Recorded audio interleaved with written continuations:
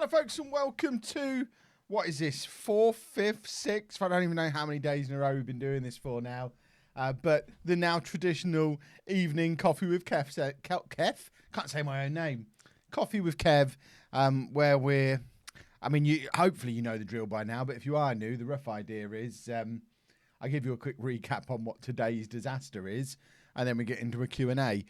Today's disaster, it doesn't even feel big now. If what had gone on today had happened 2 weeks ago, it would have been huge, and it would have been everywhere. It would have been the title. I would have had titles, thumbnails, entire videos dedicated to it. But it's getting to the point now where it just feels like any other day. How are we all, by the way? Is everybody good? Is everybody enjoying a nice Friday night in? For me, I've never been one for going out. Friday nights in the house is fairly standard for me, but I know for a lot of people this is where the struggle is going to really hit, because you can't go out on a Friday night, whether that be because you're used to going to pubs or clubs or cinemas or just going and hanging out with mates somewhere. I've never really been for 10 years now. Friday nights were the night I've recorded the podcast, so I'm used to being sat in my garage talking into a microphone on Friday night. But I think this is when it's going to really start hitting hard for some people that they can't go out tonight. Frame Football, thank you for the super chat. So today's update, and again, if you want these updates as they happen, the best way to get them is to follow me on Twitter, because I kind of tweet as the disasters happen throughout the day, and I am hoping we're getting to the point now where we can't have too many more disastrous days. Because there's not much more that can go wrong at this point. But as those of you who've been following along all week will know, Andy is still at school. Amy is off school. Lucy is currently self-isolating, but that ends tomorrow. So she's going back to work tomorrow. She works for the NHS. She's a healthcare assistant as part of her degree. She's doing nursing at university, and as part of that, she also is employed as a healthcare assistant. So she's got her first shift back at work tomorrow. And Anna is having an absolute nightmare with uni because she had her first e-lectures today, and they were disastrous. But that's not even the headline of the day, really. It's, again, stuff like that would have been all I was talking about 2 weeks ago. But a lot of that just gets a passing mention now because of everything that's gone on with Andy again. And it's a day he's really struggled. Today would have been the day he would go to the food bank, but of course he's not allowed to go out to the food bank at the moment. So he went into school fine, but then it got to 9:45, the time they would normally leave for the food bank, and he just lost it. He couldn't understand why they weren't going, even though we've been telling him all week that it wasn't something that was going to happen. He wasn't going to be able to go. He still expected to go, and when it came to it, he just had one of the biggest meltdowns I think he's ever had, to the point where normally when he has a meltdown at school, they just handle it and either let us know about it at the end of the day, or if it gets really bad, they'll perhaps send us an email in the middle of the day or ring us to say, look, this is happening, just to let you know. There's only ever been one time they've asked us to bring him home in the middle of the day, and that was because they thought he was ill as well. But today we got a phone call about 11:30, 12 o'clock to say he was absolutely uncontrollable, inconsolable. Like, the phrase they used was close to the edge. I'm not even really sure what that means, but he was throwing furniture around. He was refusing to keep his clothes on. He's got a big friction burn on his shoulder where he'd basically, because he was naked and he'd dragged himself along a wall, and he's got himself a friction burn. And it was just the meltdown of all meltdowns. So round about lunchtime today, I had to go and pick him up from school. The Bill ABC TV, thank you for becoming a channel member. So we had to go and pick him up from school. When I got there, he'd calmed down, because as soon as he knew I was coming, he calmed down, and he seemed absolutely fine when I got there. And he was telling me how he was looking forward to going to respite and playing more Animal Crossing, because we all got our copies of Animal Crossing today. So he was playing Animal Crossing before school on his Switch, really enjoying it. And he was in the car on the way home from school, because I had to pick him up on my own, because Anna was doing her e-lecture at the time at home. So I had to go and pick him up. And all the way home, he was telling me about how he was going to go to his respite. He was going to take his Switch. He was going to sit on the bed and play on his Switch and play Animal Crossing. And he was fine. Got him home, gave him his lunch. He was fine all afternoon. He was looking forward to going to his respite. We weren't, as if you missed yesterday's stream, we were never completely sure about sending him to respite, but having spoken to the social worker last night, we had a long meeting with the social worker yesterday, and we all agreed that because of everything that's changing, it's best to keep as much normality as possible for him. So keep him going to school for as long as we can. Keep him going to everything else for as long as we can. The biggest danger for Andy, and it's something that some people are struggling to get their heads around. I've had a little bit of abuse on social media today about it, but the biggest threat to Andy isn't the illness that's going around. The biggest threat to Andy is his anxiety and his mental health in general as a result of all of the uncertainty and routine changes and what it could lead to. It could lead to diet changes, which could lead to him getting seriously ill again.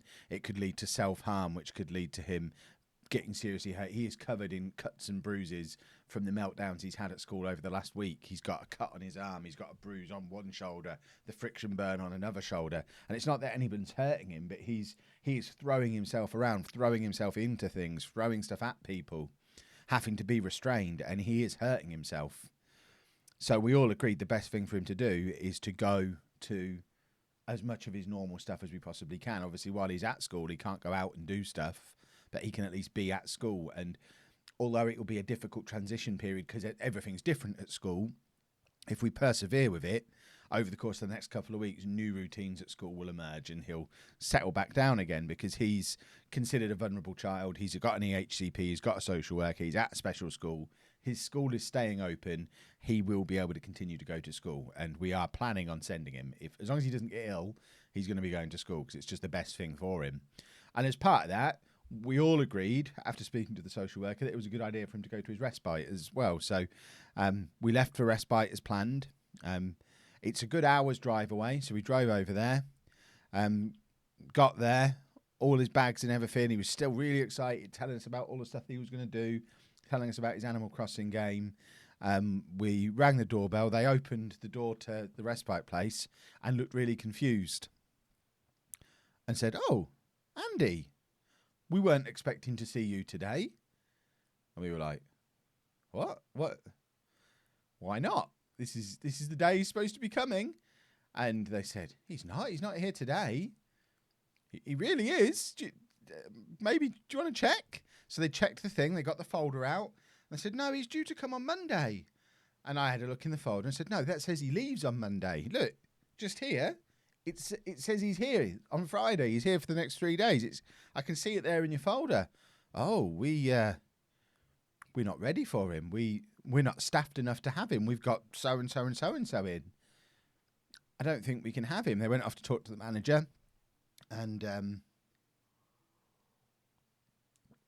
the manager confirmed somehow he'd slipped through the net, and they weren't expecting him, even though he was booked in.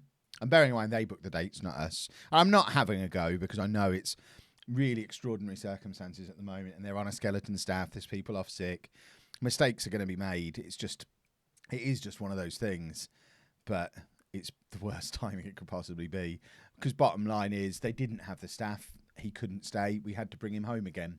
He didn't want to leave. He wanted to be there because he had his weekend planned. So that upset him a little bit as well. He didn't ever go into meltdown with us, but he was very, very anxious and uptight and not really complying with anything we were asking him to do. But we eventually got him in the car, got him to McDonald's. We got him some food. He wasn't happy about eating it in the car. He didn't really eat properly. I mean, he got through it in the end, and he was sat there on his phone in the car. And eventually, over the course of the drive home, the whole time he was going, respite in April, respite in March, respite next weekend, respite in May, and just trying to work out in his head when he was going. And we kept saying to him, no, because he's now back on, I think it's the 17th of April. So we just kept giving him the new date. And I still don't think he understands why school has been messed up all week, why he hasn't gone to respite when we've been telling him for 3 weeks. Because as soon as he leaves his respite, we always tell him when he's going next. So he always knows.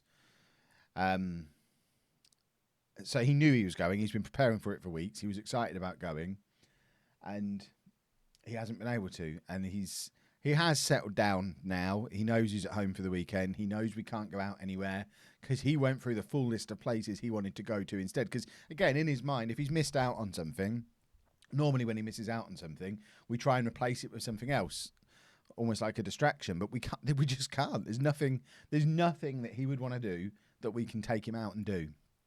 All he can do is stay at home, playing games on his DS and watching YouTube videos. And it's like taking a step back 3 or 4 years, because I remember, and I'm sure some of you who've been around for a while remember a time when that's all he wanted to do. And it took us a long time to convince him to start leaving the house, and a long time to find other things that would interest him. And it's literally been years of trying him out with different things, getting him to try places, and building up this list of places that he enjoys to go and things he likes doing, to the point where even as recently as last month, we finally got him to come down for a proper trip to London. We've been trying for 5 years to get him for London. Today, he's asking to go back. He wants to go and ride on the tube again. And obviously, we're saying, you can't. And not only can we not go now, we can't tell you when we can go. Because that's the other thing. Whenever we say no, he'll always try and find out when. So at the moment, we've kind of defaulted to saying 2021. Because we don't know. We don't want to say June and then have to change it again, or August and then have to change it again. But at the moment, we're putting everything back to 2021. If it all is cleared up by September, August, July, whenever it might be, he's not going to want to go, because we'll have been telling him for months at that point we're going next year. And I can just see it causing so many problems for him as he falls back into the habits of never leaving the house and never going out to do anything. And it kind of resets everything, and puts us all back to where we were, like I say, several years ago, which is not ideal. I'm just going to mod Kanga. I thought you were modded over here, Kanga, but you are now. So yeah, that's been our day. He has calmed down now. He's having his bath now. He's been playing some Animal Crossing. He's been watching some of his videos. He has calmed down. He still wishes he was there. He still wants to go. And we'll just have to see how school's going to be on Monday, because he is back at school on Monday, but it's going to be, again, a disrupted timetable, different staff, and it's all a little bit all over the place. So he's not having a very good time of it. And, yeah, it's not great. But that is my daily update done. I've nearly finished my coffee, so we'll do a timer maybe instead, because, of course, normal coffee with Kev rules, I get my little moan out the way at the start like that, and then we get into some Q&A. And normally I would say you have the time it takes me to finish that cup of coffee to ask as many questions as you would like on whatever topic you would like. However, I've got like 3 mouthfuls left and it's getting cold, so I have got a backup can of Coke Zero. I'm not going to drink all of this now, because I'll end up really needing a wee halfway through the podcast, but we'll do 15-20 minutes or so, I should think, of Q&A. So as ever, if you've got a question you'd like to ask, whether it's about the stuff I've just talked about or something else entirely, I'll let you decide how the rest of the stream goes. If you have got a question, make sure you @ me, so @ Kevin Chapman in the question, because then it flashes up in red on my screen and it's easier for me to pick the questions out rather than the bits where you're just sort of talking amongst yourselves. I will try to get through as many of those as I possibly can, but with nearly 500 people watching, it's hard to get through. It's impossible to get through all of them. So if you have a really, really pressing question, or you just feel like hearing me say your name, the way to guarantee I'm going to read out your question is to use Super Chat. So I, as ever, will promise to read out any Super Chats that I get. So it's not expected. You don't have to do it. It's not the only way to get a question asked, but it is the only way to guarantee getting a question asked.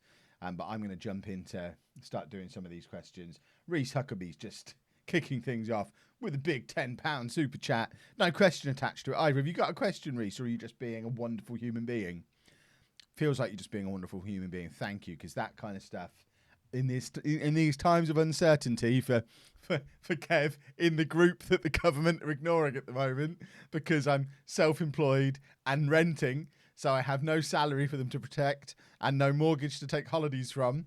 So, yeah, stuff like that is more welcome than it's ever been. Thank you, Reese. Right, let's get into some questions. Adelaide asks, why did you choose teaching over other careers like software engineering? That's a good question that I've not been asked for a long time. I mean, it's really simple, the answer. It's because about a year, well, it was towards the end of my first year of university, me and my ex-wife got divorced, and we got joint custody of the girls. The plan at the time was that I was going to go into something like software engineering.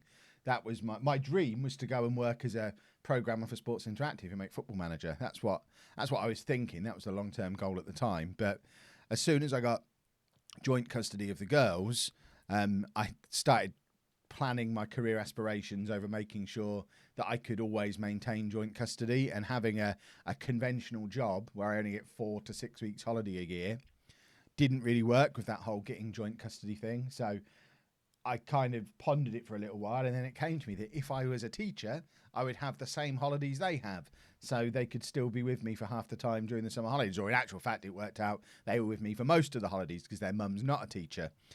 So it was really out of convenience and necessity, because the 13 weeks holiday, or 12 weeks holiday, because you have to do an extra week as a teacher, but my 12 weeks holiday matched up with their 13 weeks holiday a year, so I could see the girls more. So that's why I became a teacher. And like I've said many times before, it wasn't ever something I'd always dreamed of doing. I had no intention of going into it until it became the most convenient thing to do, and that's why I wasn't heartbroken when I had to leave it, because again, it wasn't my dream, it wasn't my be all and end all thing. Tom asks, am I satisfied with the action the government has taken? I mean, in big picture stuff, they're doing the best they can, I think, in the circumstances to help as many people as possible. There's always going to be some people who fall through the net of stuff like this. And unfortunately, at the moment, I'm one of those people who's falling through that net because, well, I guess you could look at it two ways. There isn't any provision to help me at the moment. My hope was that they'd do something along the lines of guaranteeing to pay people's essential bills. So like pay everybody's gas and electric and maybe even rent, but things like cancel council tax, maybe because self-employed people pay their tax twice a year. So I've got a big tax bill coming up in July. So maybe defer or forget about that entirely and let us keep that money maybe, or something that helps everybody. But I guess that would have been far, far more expensive even than what they've come up with. So I think they are helping as many people as they can, and hopefully they will come up with something to help people who are in my kind of situation, self-employed people, freelancers, people who are renting. Because at the moment, I'm lucky because as long as YouTube doesn't decide to shut down completely or start demonetizing everything or have advertisers pull out, the last thing we need now is an adpocalypse as well. But as long as YouTube continues to sell adverts on my videos, theoretically, my income shouldn't be too badly affected by what's going on. I can still work. I work from home anyway. So fingers crossed, I won't need to miss rent payments and I won't need to have any help. My worry is if it gets to the point where I do need help, there isn't any at the moment. So it is scary times, especially because Anna finishes uni in a couple of months. And obviously when we've been doing our long-term budget planning stuff over the last several years, the plan has always been Anna leaves uni and starts full-time work. She was training towards a specific job and she would then move into getting that job. But she's noticed over the last week, the vacancies have disappeared. Nobody's really hiring in the stuff that she's going to be qualified to do.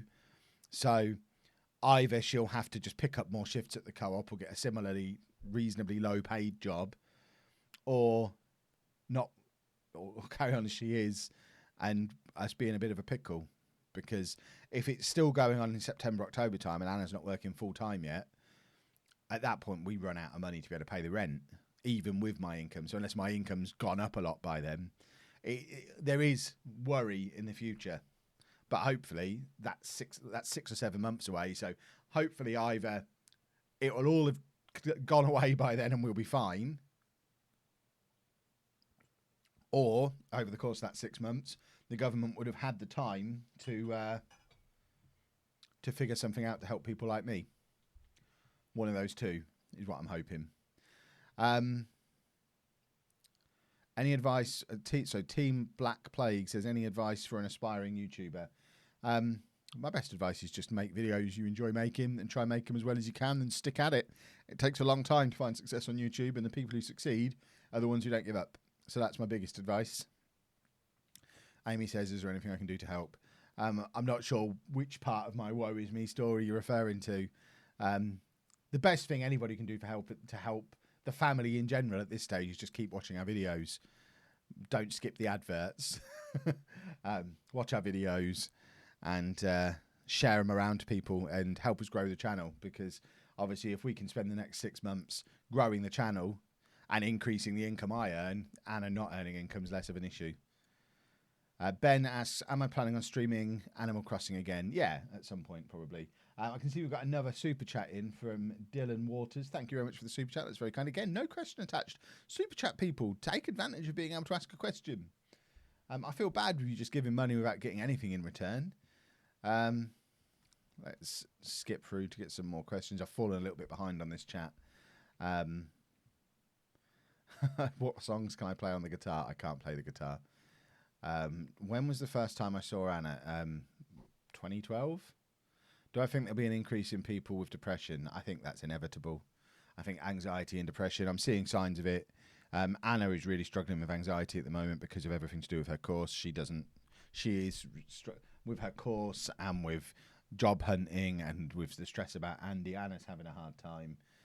But yeah, I think it's inevitable. Times of huge uncertainty and struggle are going to lead to increases in depression and anxiety. And I think because as well people are being asked to socially isolate themselves, there's a very real danger that it's a time of high anxiety, a time of high uncertainty. People are being asked to stay in and not see people. There's a real danger of people just sitting at home on their own with too much time wrapped up inside their own head. And I think it's really, really important that we all take the time to reach out to our friends and family and make sure that we are staying in contact. We are checking that people are okay.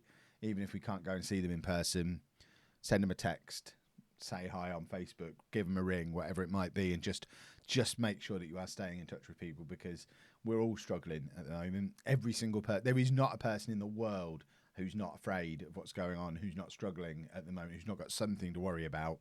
And we just need to stick together. It's one of the reasons why I'm doing these streams.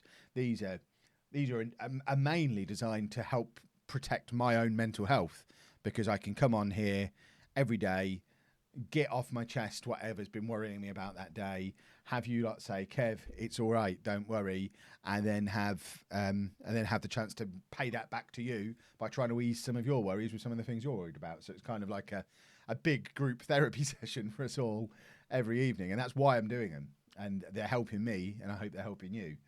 I can see we've got a couple more super chats in. Jack Edinburgh said, evening Kev, hope you're well. I'm sorry to hear Andy's struggling with everything at the moment. Have I been playing any Minecraft lately? Jack, I've not played Minecraft, I don't think, since probably the Christmas holidays, when me and Amy were still playing a bit on the Switch. I do keep meaning to go back to it.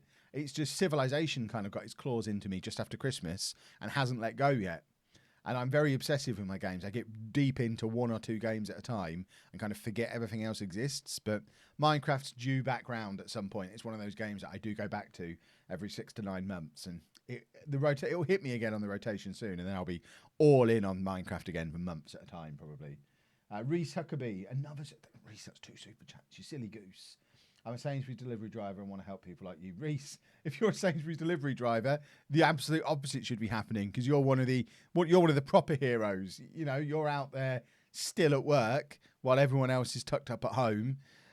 You're out there knocking on people's door. You don't know the health status of the people the other side of that door, and you're providing people with their much needed food that they probably can't go out and get for whatever reason. That's why they're ordering online. So don't give me any more money, Reese, because you deserve to keep it all for yourself, because you're doing a cracking job. And the country would be in even more of a mess without having the delivery drivers still out there keeping things ticking over. We've seen what the supermarkets are like. They're an absolute nightmare. So, yeah, we'll have no more of that talk. Not Lecco, thanks for the super chat. Connor Weaver, thank you for becoming a new channel member. If anyone is interested in becoming a channel member, it's the join button next to the subscribe button. It's just another way to support the channel if you so choose. Kanga says, reopen Lollujo Land. You know it has to happen. I hadn't realised Lollujo Land had closed. Have I stopped paying the bills? I'm such a monster. I'm still paying for the server me and Amy have. I obviously had to pick one. I imagine every now and again Anna goes through my bank statements and says, why are you paying Minecraft 3 different payments a month? Why are you paying for EA Access? Why are you paying for PlayStation Network? Why do you need Netflix and Amazon Prime and WWE? Why have you got WWE Network, AEW Plus, and New Japan? And she makes me go through and cancel some things because she's a sensible human being and I'm a man-child. So I imagine lollujo land was lost in one of the culls when Anna was making sure I wasn't being a complete moron. Right, Tim Jackson says, speaking of group therapy, I used your idea, set up a 30-minute tea with Tim with my colleagues that are working from home. We all need to look out for each other. Tim, that is a fantastic idea, and I urge other people to do the same. I don't have the option to do it with my work colleagues because I don't have any, which is why I'm using you guys who hang out in my chats and in my comments and things every day.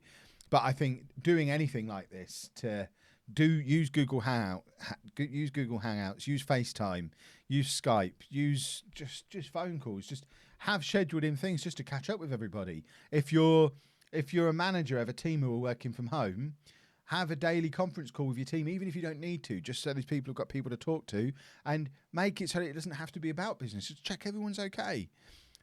Even for silly little things like, I don't know, colleague A might have run out of toilet roll, colleague B might need some tea bags, colleague C might have loads of both, not be ill and can go and help you out. So yeah, the more we stay connected in this time of having to be isolated, the better off we're all going to be.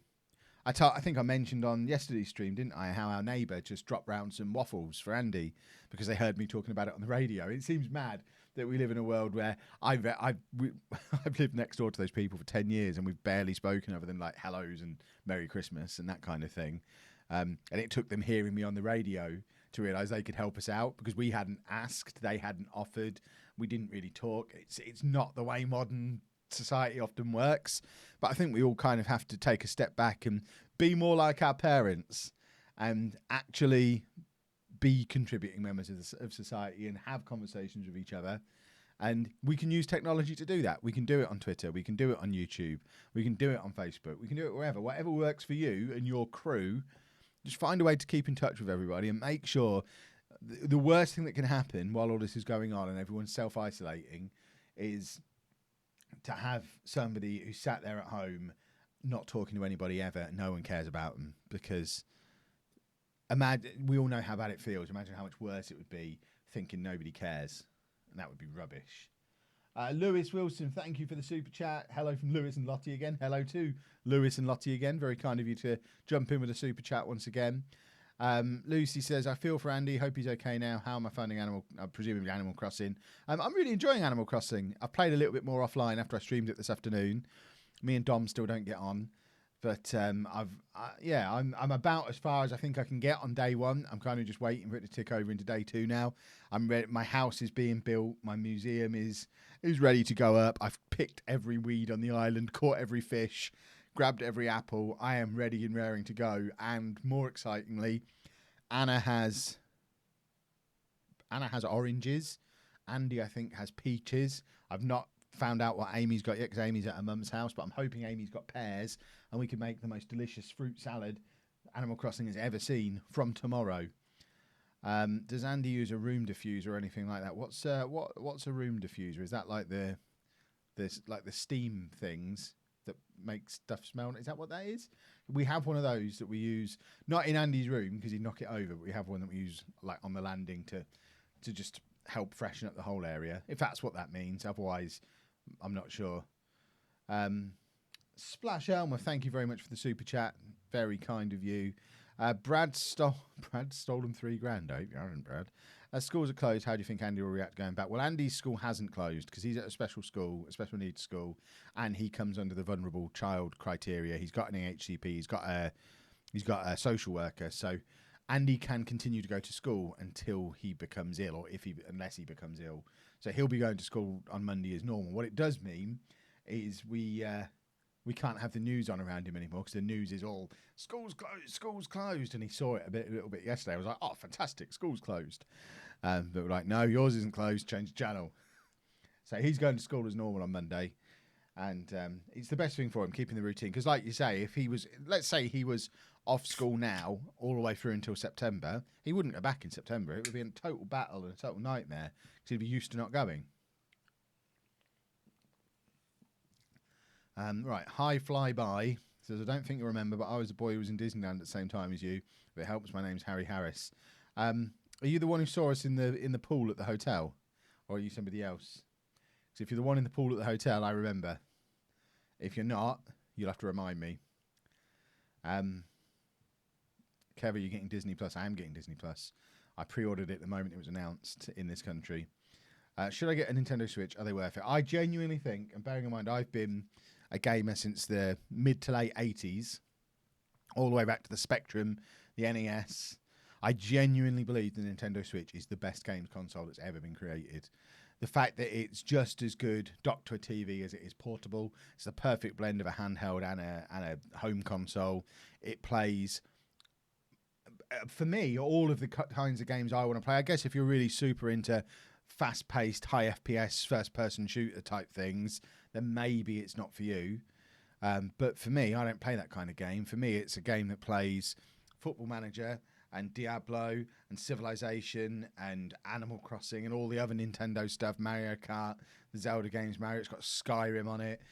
It's got it's the best way for me to play indie games, stuff like Stardew Valley, Undertale. What else is on there? I mean, you name it, it's on there. 2 Point Hospital's just come out on it. Cities Skylines. For me, it's the perfect console. It's got everything I could ever want to play is on it, and I can play it sat at my desk, docked to my computer, sat in the living room, docked in there. I can play it on the toilet. I can play it on the train. I can play it in bed. It's perfect. It's a fantastic, fantastic console. Not Lecco, thank you very much for the super chat. Has Andy ever shown any interest in sports? He likes to watch American football. No, he doesn't like to watch American football. He used to like playing the Madden games. Madden 07, I think, is the one that he really liked. He's not really liked them since. So since then, whenever he sees American football, he shows an interest for a minute and then he doesn't want to sit and watch the game. He's just like, oh, American football, I like this. And then he'll be distracted by something else. He likes playing golf at school. But other than that, not really. Kiva says, thank you for the super chat, Kiva. The stream earlier was fantastic. I'm glad you enjoyed it. Anyone who missed the Animal Crossing stream earlier, I think it was me at my best. It'll be coming to YouTube tomorrow. I'll put the stream replay on the Lollujo 2 tomorrow afternoon sometime, so you can have a look at that. Harry asks, whatever happened to the Best Thing From podcast YouTube videos? Won't ask again. Don't want to spam. We just stopped doing it. Basically, Best Thing From, the idea it was something me and Sheepdog did when we were at uni. And the idea was we were going to travel around the country and find the best thing from every county. The only problem was we were at uni. We didn't have any money. And as soon as we did the counties close to us, it became clear the only way we could travel everywhere else was to spend money on travel and possibly accommodation if we went really far. And we just couldn't afford to do what we were planning on doing, so it kind of just stopped. If we were to do that now, it would be a completely different thing. We'd be able to do it. The only problem is, of course, now we both work full time, and it's then finding the time to fit it all in. So one day we'd like to go back to it because I think the concept of it is really cool, and we had a lot of fun doing it. But I think we'd have to do it now. We'd have to find a sponsor and do it as a proper YouTube series or TV. We'd need a proper sponsor, and we'd need to both be able to take time off of our normal stuff to go and spend 3 months traveling around the country and really do it justice. But I'd love to go back to it one day. It was awesome. It was our first internet thing, really. Our first good idea. Adelaide says, why did you stop batch cooking? Am I planning on doing it again? There's a couple of reasons we stopped batch cooking.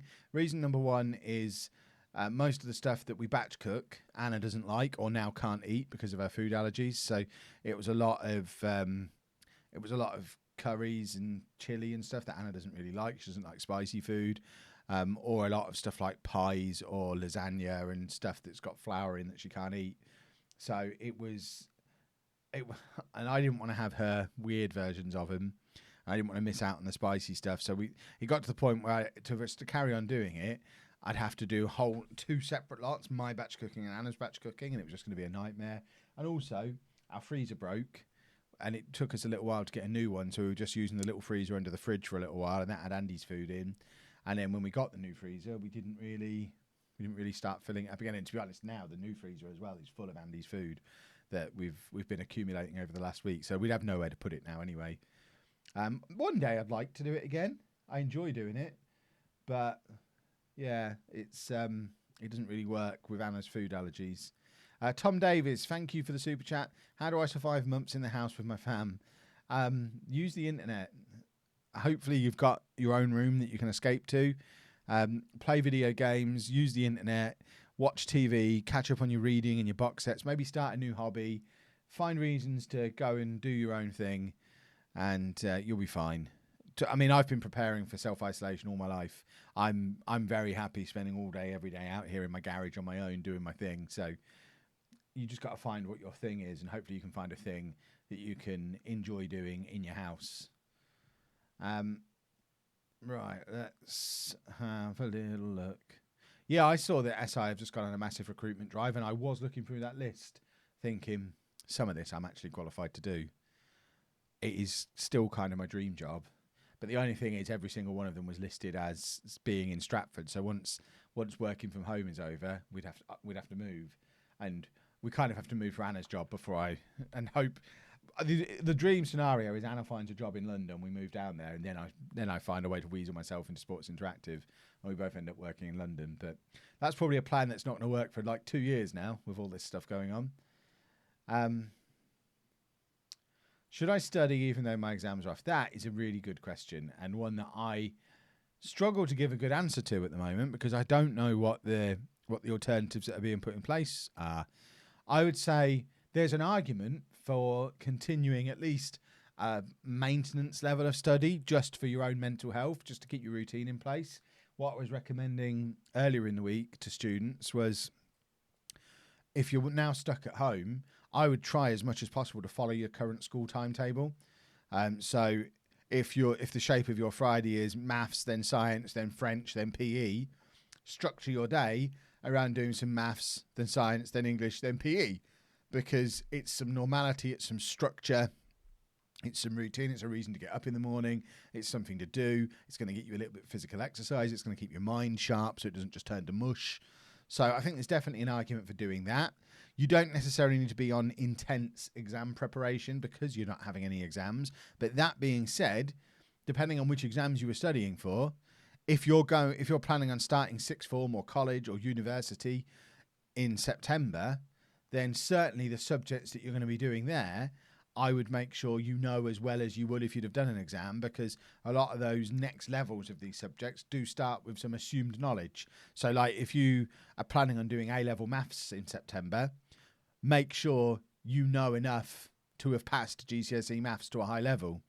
Don't just think, oh, I was predicted an A. Yeah, we didn't learn that last module, but it doesn't matter because I was predicted an A, so I've got on. Go and learn that last module anyway. So yeah, I think there's a very good argument for carrying on, but not being obsessive about it. Like, you don't need to do 3 hours a night on top of the stuff you're doing during the day because, like you say, you haven't got exams to prep for.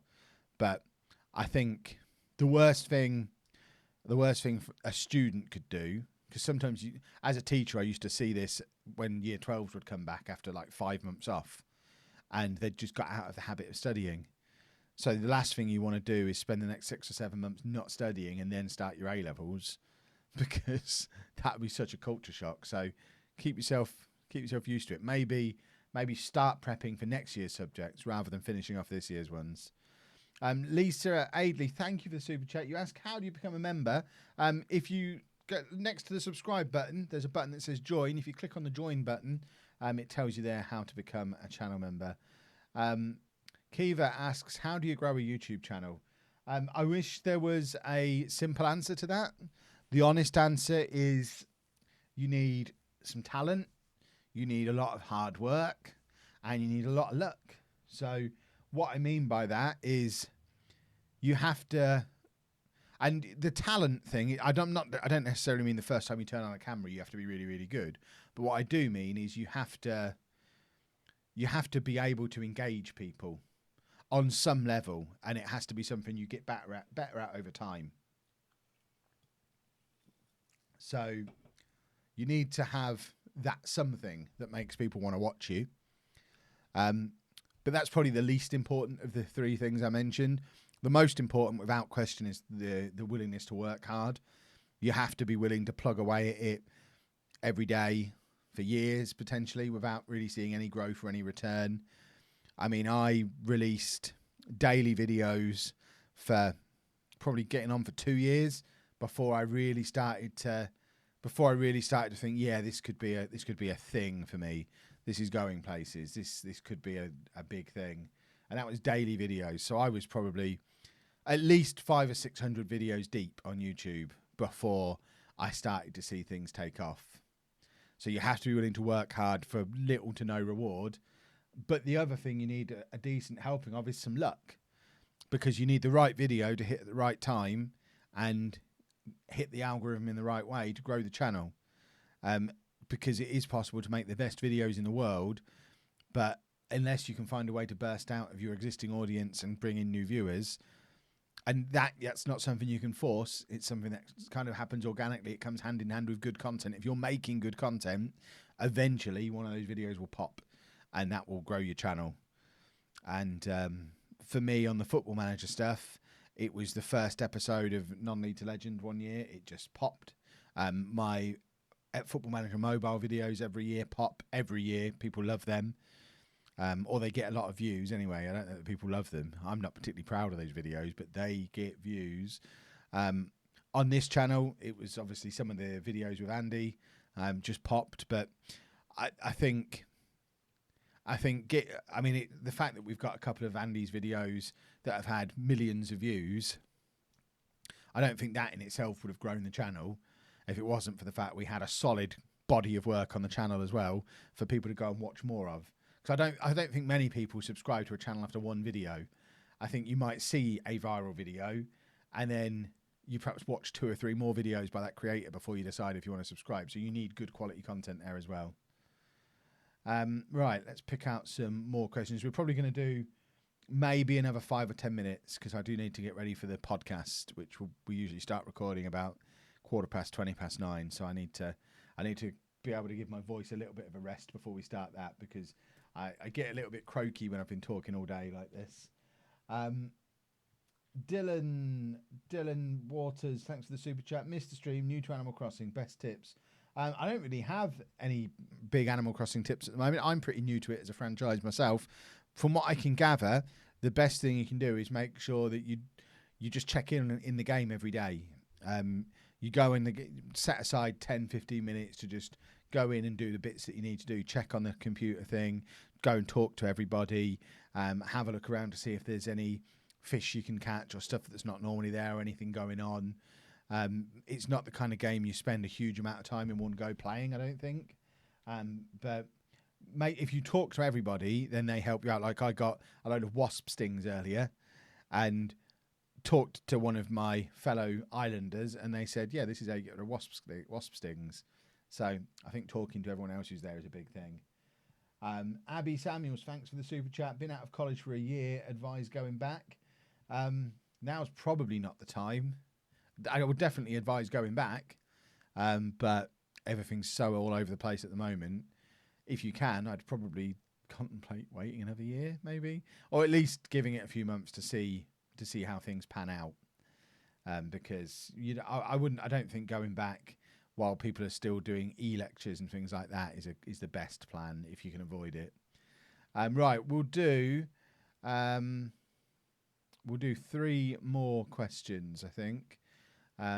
Remember, if you want to get my attention for a question, at me on it, because I'm reading some of these comments that are going on. It doesn't even look like questions. So I wonder if some of it is just you lot chatting amongst yourselves. But if you've got questions for me, at Kevin Chapman, and I'm more likely to see him that way. Diablo. I mean, all the games I've mentioned on this stream, you can get them all on Switch, pretty much. Yeah, there's loads of games. Go on Metacritic and have a look what the best games are, and just pick the ones then that aren't first-person shooters. Flapjack says, should I start bullet journaling? Will it help? It depends what you're trying to help with. It certainly helps keep your life organised. I really like doing it. It helps me keep my thoughts and my life organised. So if you're not the most organised person in the world, it will help you get there. If you are the most organised person in the world already, you could then do the most fancy, all singing, all dancing bullet journal in the world. So yeah, it's worth trying for a month, I would suggest. Gareth Parry, thanks for the super chat. Just bought my house today. What advice would former financial advisor Kev give for the current climate? Yeah, I mean, it's a very good time to buy, to be honest, because interest rates are the lowest they've been in history. So if you haven't got a fixed rate, now would be the time to lock into a fixed rate if you still can. But I imagine you're locked into some kind of deal or other already at the moment if you've just completed on it. But I think the lowest fixed rate you can lock into is best at the moment, because rates are likely to never be this low again. That being said, who knows what's going to happen over the coming months, because the economy's going to need more stimulus yet. So I don't know, could we get 0% interest rates? It would be mad if we did, but I never thought I'd see them as low as 0.1% at the Bank of England. So who knows? But yeah, I would say the best advice I would give to any homeowner, and we talked about this a little bit earlier in the week, is make sure you live there a long time. Because in order for it to be a good financial investment, you need to be living there for more than 7 years. So plan long term, think long term, and try and get that mortgage paid off. Don't be afraid to make overpayments if you've ever got any spare cash. But again, that's not likely to be an issue at the moment.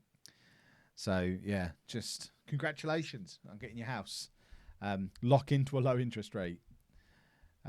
Right, Reese Huckabee. Reese, we talked about this. No more super chats. Thank you. But no more. I'm going to cut you off.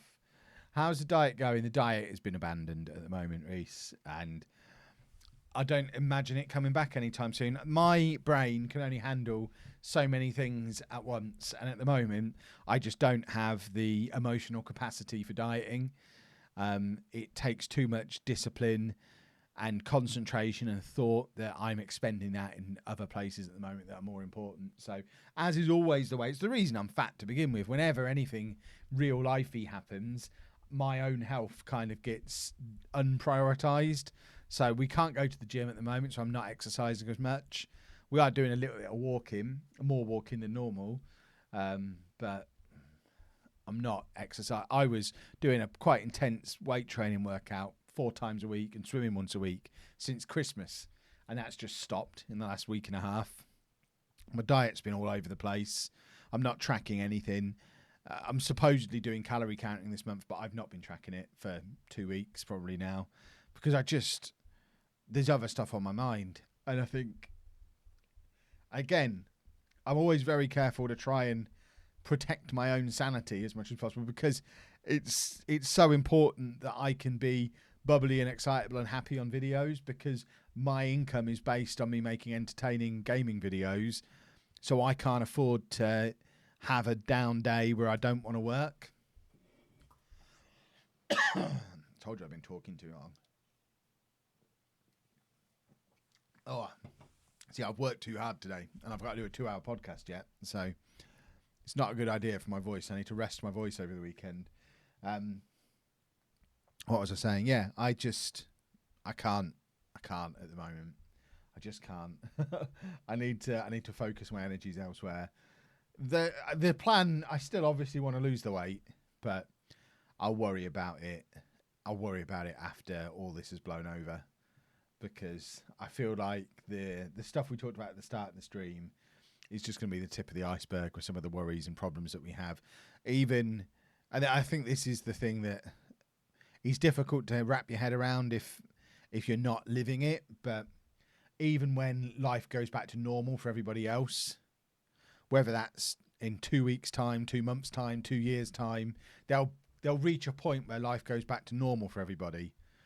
But what you have to remember from there is when life goes back to normal for everybody, for Andy, that's going to be it all falling apart all over again, because the new routines that he's established while everything else was going on then become his routines and the things that he expects. So for us to then put back in the old routines that he's now struggling because we haven't got, it'll be a whole load of anxiety and trauma all over again. So he's got to go through it twice. Once on the way out of his current routine and once on the way back into his current routine. And it's going to be a difficult year, 2 years, whatever it might be. But as Lee says, I've got to rest the moneymaker. As soon as I start coughing on a stream, that's a good sign that I've talked too long. And also, let's face it, if I start coughing a second and third time, all I'm going to hear in the chat is, Kev, you've got this, that, and the other. I haven't. I promise you, I've not got anything. What I have got is hay fever, because I get it every year. Those of you who watch my Football Manager videos will be very familiar with the jump cut after a goal, because when I push my voice too hard, if I've been recording for a long time and then get excited, it just irritates my vocal cords enough and I need to cough. So the amount of times that there's been coughs immediately after goals where I've got excited, it's a thing. When you talk for a living and when you're talking all day, every day, sometimes your voice and your throat is just like, I'm not having any more of this. And as Lee says, unclean. I am unclean. I assure you, if I got any of the actual symptoms of this, I would be at the front of the queue to self-isolate, and I'd bring a sleeping bag out here in the garage and just live out here, because if you think it's hard the way it's been so far with Andy just having his anxiety and his routine being disrupted, if he gets ill as well, he cannot cope with being ill. He doesn't eat, he doesn't drink. We need to avoid him getting ill at all costs. So I would go nowhere near him if I thought I actually had anything he could catch. But we are going to wrap the stream up there. Thank you again to everyone who's joined me. Like I say, these are going to be around for a little while because I find them very helpful. Hopefully you're finding them helpful too. And as was it Tim earlier said that he's created his own one? Create your own with other people. Check in with everybody. Have an excuse for a daily chinwag, a daily chat. It's not going to do anyone any harm. And let's face it, we've all got time at the moment. Because everyone, well, not everyone, but a lot of people are at home, working from home, bored, and it's nice to have a chat or even just listening on a chat. So make sure you keep an eye on my Twitter so you know when I'm live again. Realistically, it's usually around about this kind of time, somewhere between 7 and 9 o'clock I'll go live. It won't be every single day forever, but it'll be most days for a while, I think, because I'm finding them really useful. So thank you for helping me have my little group therapy session. Thank you as well, of course, to everyone who did get involved in the super chat over the course of the stream, and to the new channel members as well. Like I said earlier, it does help more than it ever has and probably ever will again at the moment. So I really do appreciate those of you who are choosing to support us financially at a time when the government have forgotten about us. And I will catch up with you again very, very soon. Cheers, folks. Bye-bye.